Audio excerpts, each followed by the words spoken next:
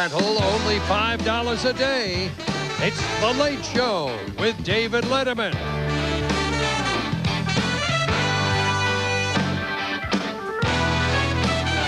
Tonight, Mike Wallace, singer Jimmy Cliff, and from Murphy Brown, actress Faith Ford. Plus, Paul Schaefer and the CBS Orchestra. And now, Blimp Pilot of the Year, David Letterman.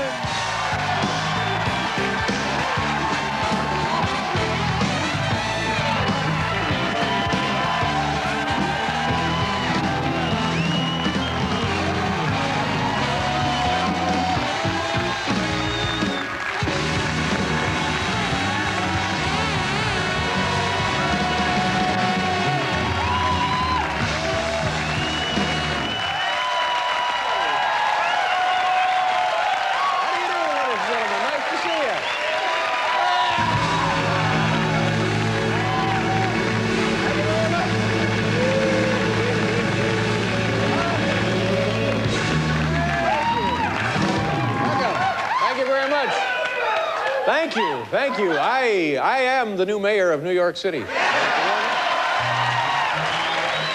you very much. I guess you know by now New York City has a new mayor. Yesterday at the polling places all around the city, Rudolph Giuliani was selected to be the new mayor of New York City. He defeated incumbent mayor David Dinkins, and in his victory speech last night, Rudolph Giuliani said he feels it's important for all New Yorkers to look forward. Look forward, don't look backward, look forward.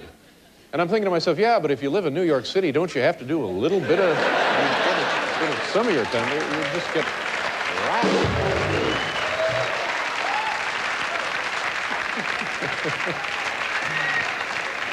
I think the turning point in the campaign was last week. I'm no political science genius, but last week, Rudolph Giuliani received the endorsement of the New York Post and the New York Daily News.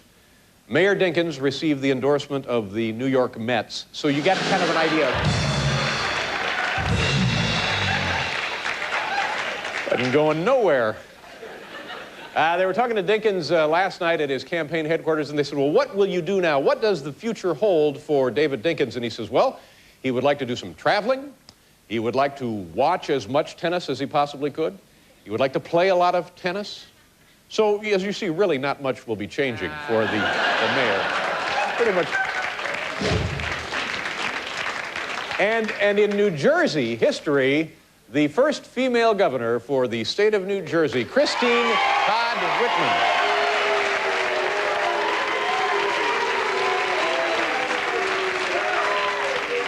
And she's here tonight. Stand up, Governor. There she is. She is the first woman governor for the state of New Jersey, unless, of course, you count 1982 when Thomas Kean spent the summer in heels. But I don't think anybody... What? In Washington, Congress is calling for the resignation of Bob Packwood. This is a very interesting situation, very interesting case. His fellow congressmen are saying that Packwood is tarnishing the reputation of the Senate. They're calling for him to turn over his seat to somebody who won't get caught. That's what they're looking for. Just get somebody in there, be a little more...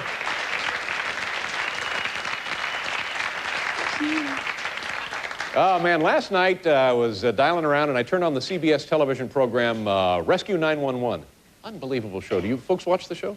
Last night, they saved the survivors of the CBS television series South of Sunset. It was so moving.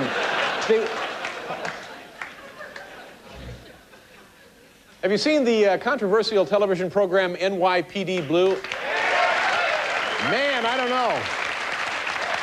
I watched it about a week ago, and there was one kind of a scene there, and I thought to myself, I thought I heard the cop say, "You have the right to remain naked." He was reading those rights to one of the suspects. I think this is good news coming out of Chicago. Our friend Oprah Winfrey Oprah Winfrey has donated $1 million to a high school in Chicago. That's great. Good for Oprah. You know, I make jokes about Oprah, but I hold Oprah in the highest regard. And I want to say one thing here tonight that I have never before publicly said. Oprah also bought this theater for me. Thank you, Oprah. Thank you very much. And God bless you, Oprah.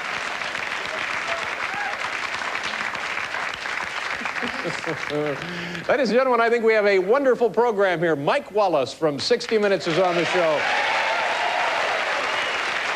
Mike Wallace. 60 Minutes has been on the air 25 years, and we'll be celebrating that anniversary November 14th in a special 2-hour broadcast right here on CBS beginning at 7 p.m. 60 Minutes, Mike Wallace, 25 years. Also on the show, Jimmy Cliff, who was,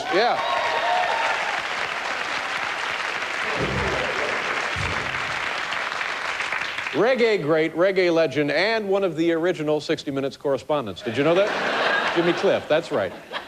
It's a true story. And from the big hit CBS television program, Murphy Brown, Faith Ford is here, kids. Now, tell her friend Paul Schaefer is right over there.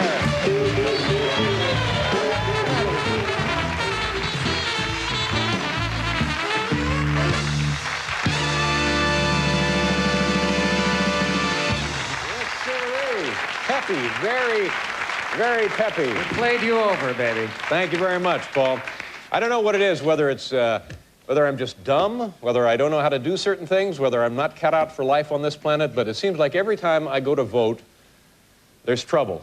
A few years ago in a presidential election, I was wrestling with the red handle, and I finally threw it, and like a candy bar came out. Last year in the presidential election, the same kind of thing happened, and I actually turned the machine over. I'm in a high school gymnasium in my hometown with the voting machine on top of me. I'm screaming like a ninny. So last night, I finished the show. I'm racing home. I want to make sure I get there in time to vote, and another kind of a mix-up. I don't know. I had my head full of other thoughts. Hal, roll the videotape of me voting last night. Terribly embarrassing.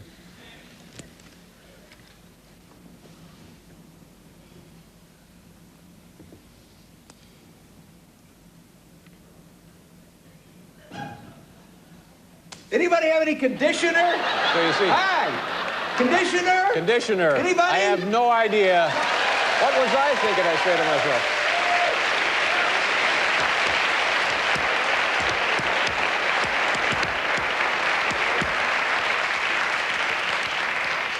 Let me tell you beginners out there a little something. That's comedy.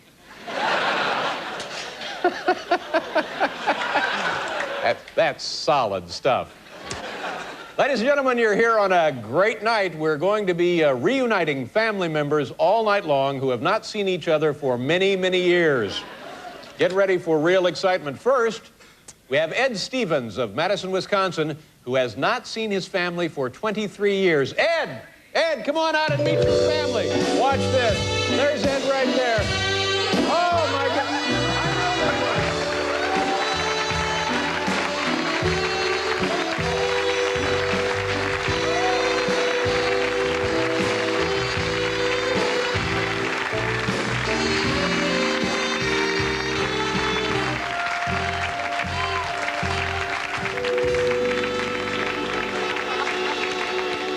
You think maybe you'd hear a, oh, thanks, Dave, for flying us all in from Wisconsin. Nothing. Just They're completely ignored me. Well, they're happy, though. Yeah, that's right.